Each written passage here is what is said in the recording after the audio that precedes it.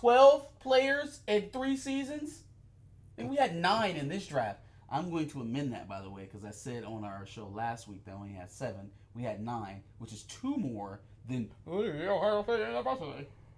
What was your first round? That doesn't matter. We had 9 players drafted overall. So congratulations on your 3 first rounds. Nobody even watched when the Michigan players got drafted. Why don't you ask Ronnie Hickman if he would have liked to have been one of the 9 players drafted at Michigan? Ronnie Hickman should have stayed another year. Why don't you? No, why?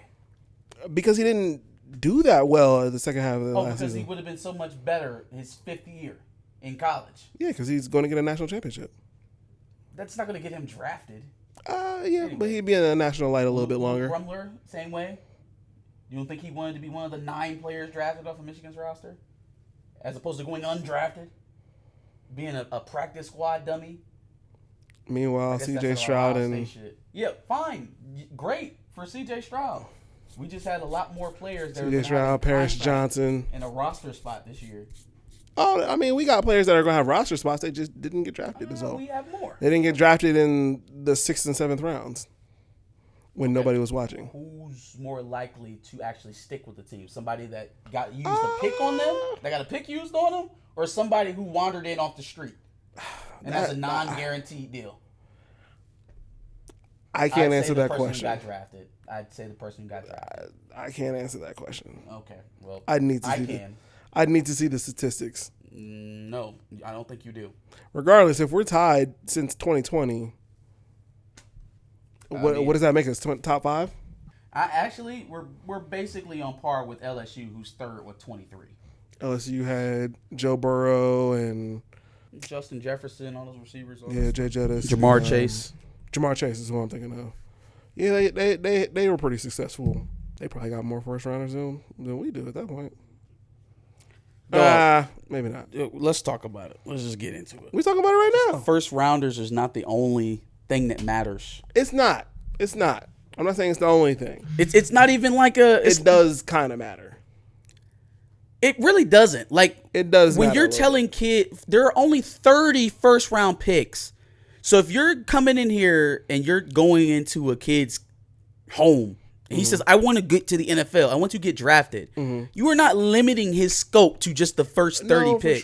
For sure. But when you're talking about those high ticket, those 5 stars, yeah, they might be looking at, hopefully I can go to the school, get developed. If they are going in saying I need to be a first round draft pick as opposed to I want to make the NFL, they have the wrong attitude going into it. I don't think it's I need to be. I think it's if they're going into it saying I want to go to a place that's going to make me a first round pick instead of going to a place that's going to develop you to be in the NFL and stay there, you have the wrong attitude. I don't know that Michigan is that much better at doing it. Yes, you have your Tom Brady and Chad Henne, but you're not that much better at than Ohio State at that's keeping just quarterback. players. That's just quarterback. You're going to cherry pick 2 white quarterbacks from the early 2000s. Well, I mean, okay. Leon Hall played for like 12 years. You could have went there. Anyway, the house is now divided with your boy, Marcus Sewell, the resident Team Up North fan.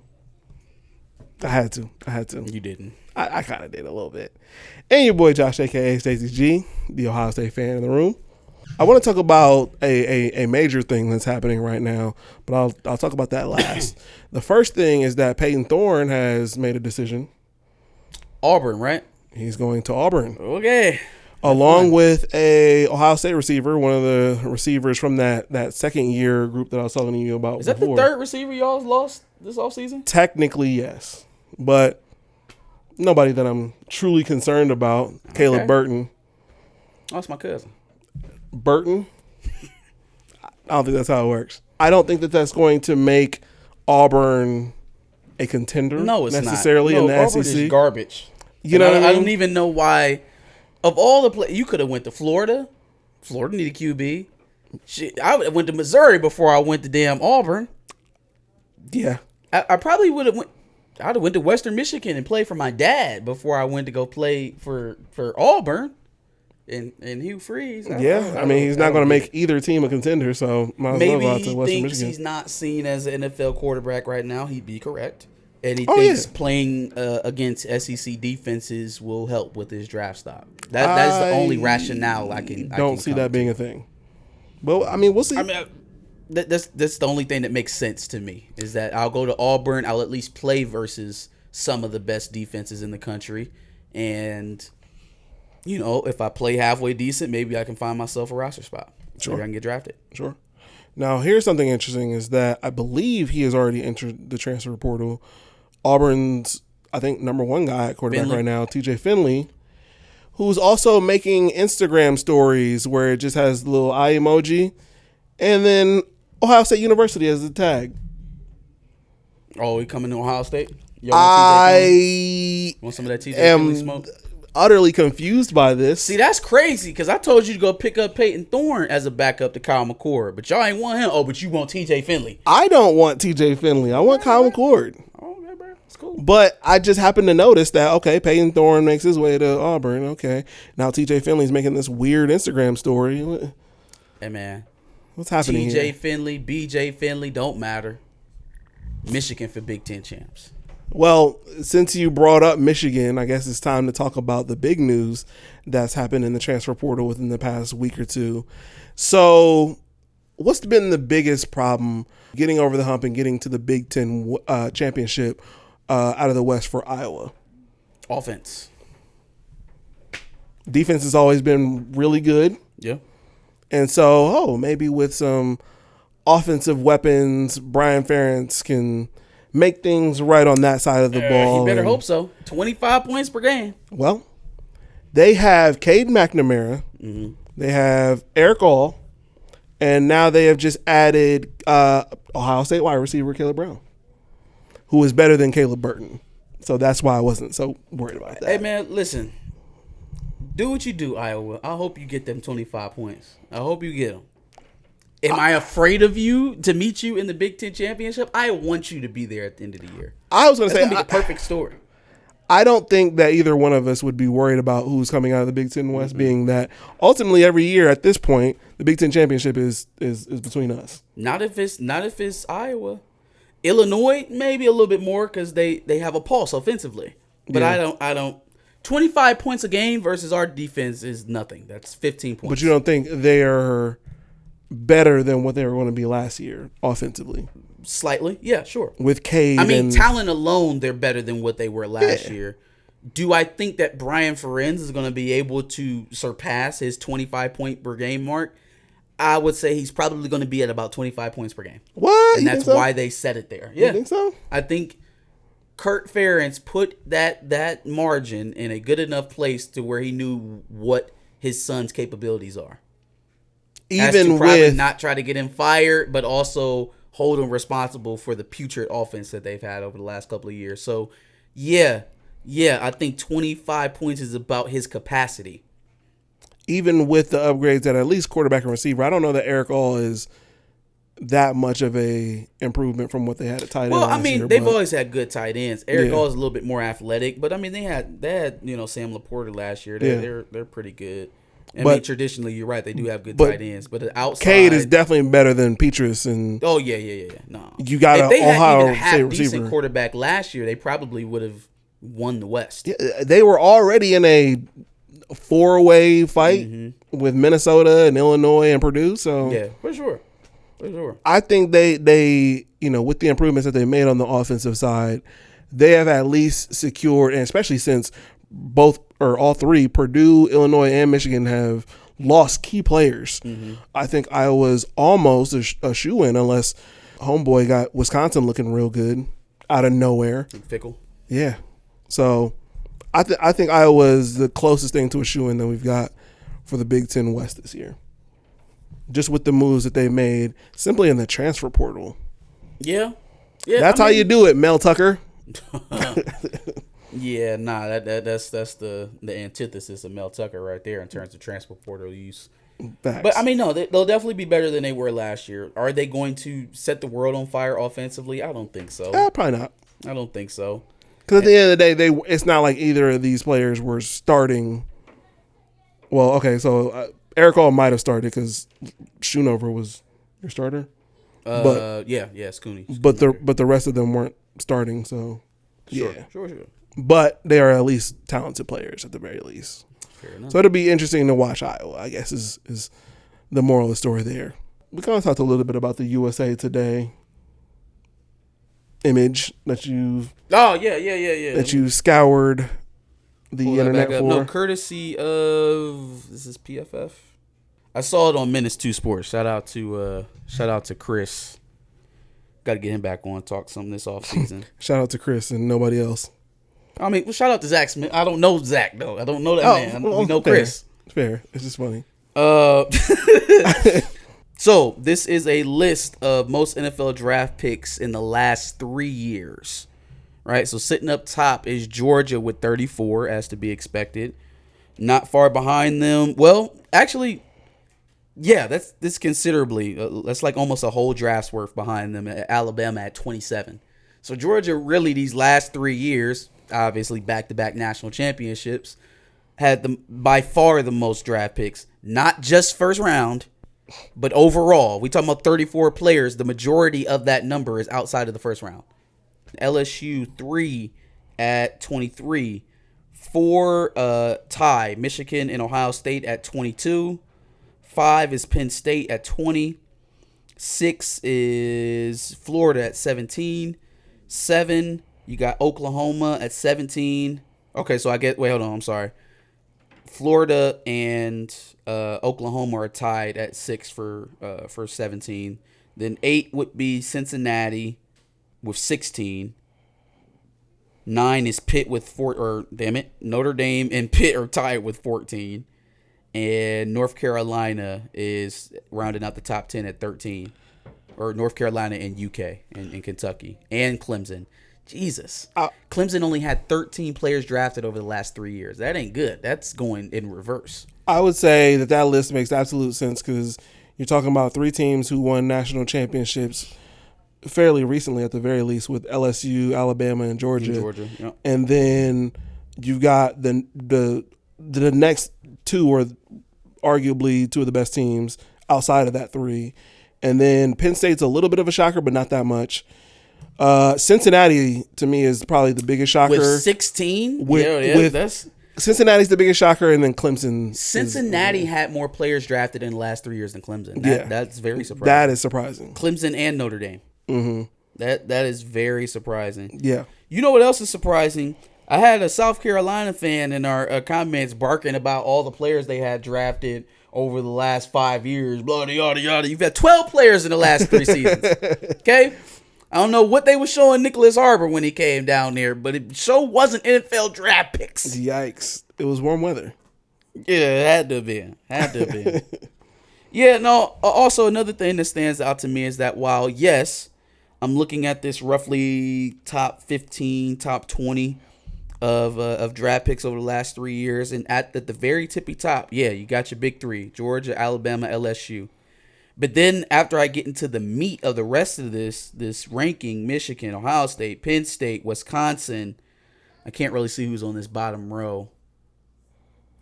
But I would assume either Michigan State or maybe Nebraska to be somewhere in there too. Texas looks like they're just at the end with 10. Of course Texas is, because Texas is back. So yeah. What is the other part? Predicts 2023 college football top 25 after spring ball. Isaiah Hole did it? No. It was a USA Today. Oh, wait. Did he make it? No, he was reviewing it. Oh, okay. Yeah. He just wrote this review about it. Yeah. There we go. I'm about to say, if that's the case, I don't even want to read this. Nah, well, first of all, don't disrespect Isaiah Hole. I don't even want to read this garbage. Don't disrespect that man like that. Okay, so then 25, 17, Utah. That's a little bit of a drop for them. That's kind of deep. Yeah. It was a little deep for Utah. 6, and they got a returning QB. Yeah. Do they? Yeah. Cam Rising is back. Yeah. 16, we've got North Carolina with Drake May. So Drake May is going to end the season. Well, I guess he's going to start the season at 16. They don't have a defense, so I could see them being ranked in the mid-teens. But Utah seems a little deep at 17. I agree with that. North Carolina at that? I agree with that. That's off. That's off. Iowa in front of LSU is crazy. I don't agree with that.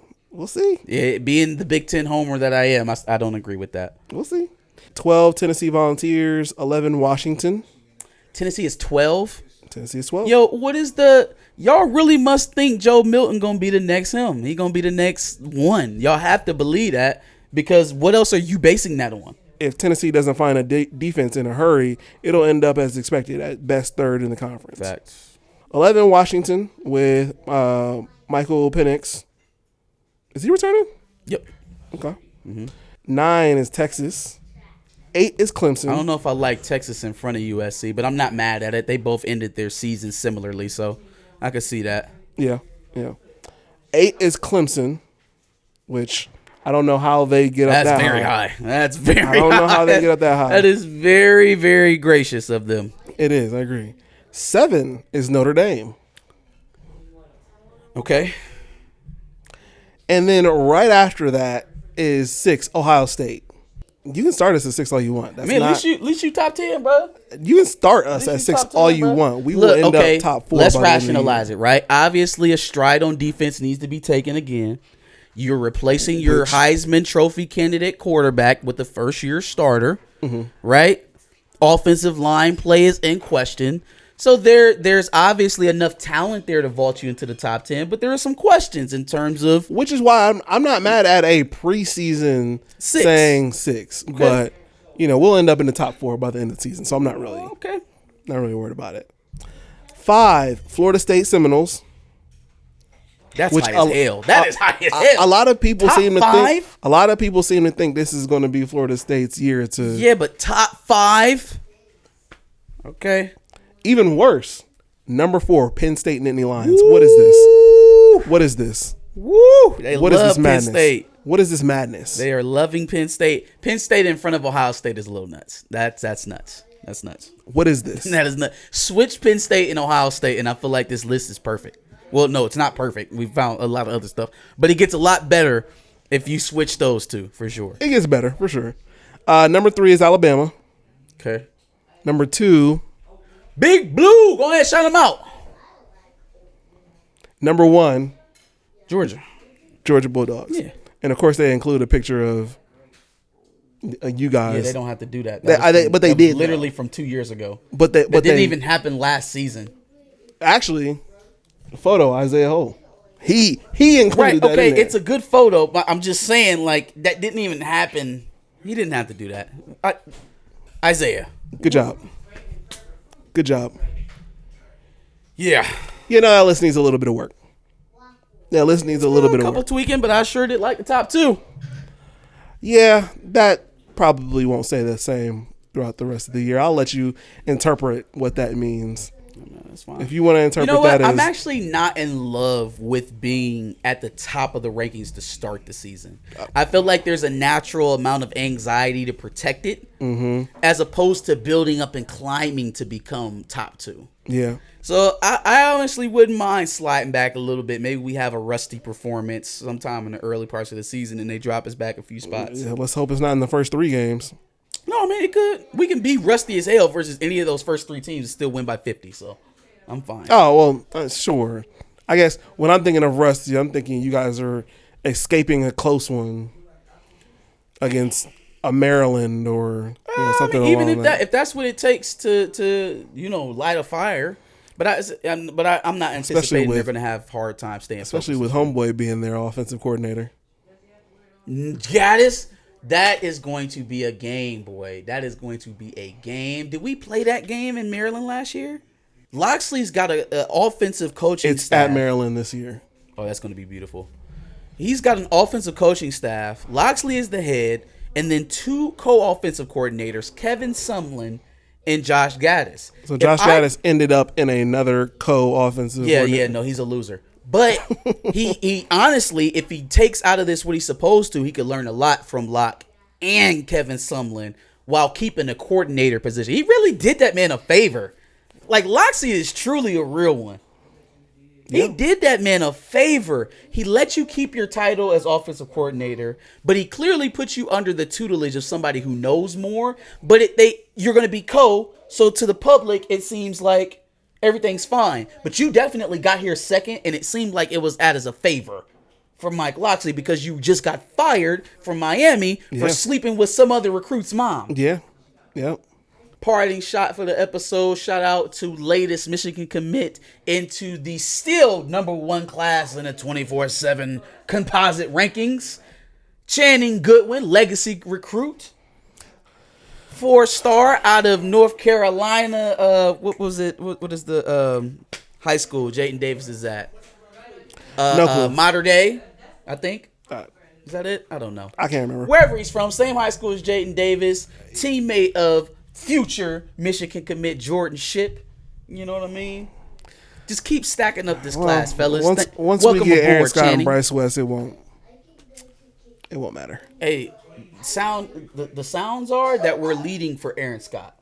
So if we split the baby, y'all take Bryce West, we get Aaron Scott, that's fine with me too. He has a top 12 list. Okay. Who knows? Right, but it said that we're leading that 12. That's you guys' little insiders or whatever. Okay. I don't think anybody knows. I guess we'll see on decision day, won't we? I don't even know when decision day is going to be for either one of them. When it happens, we'll see. We will see. Any other thoughts? That's it, man. Give us your thoughts in the comments below. Make sure you like, share, and subscribe. Come back next week for another House Divided episode. Absolutely. Make sure you check out our previous episode where we discuss the NFL draft. We discuss Michigan State and Colorado's transfer portal issues, among some other things. So make sure you check that out and subscribe for more. We like to talk about college football quite a bit.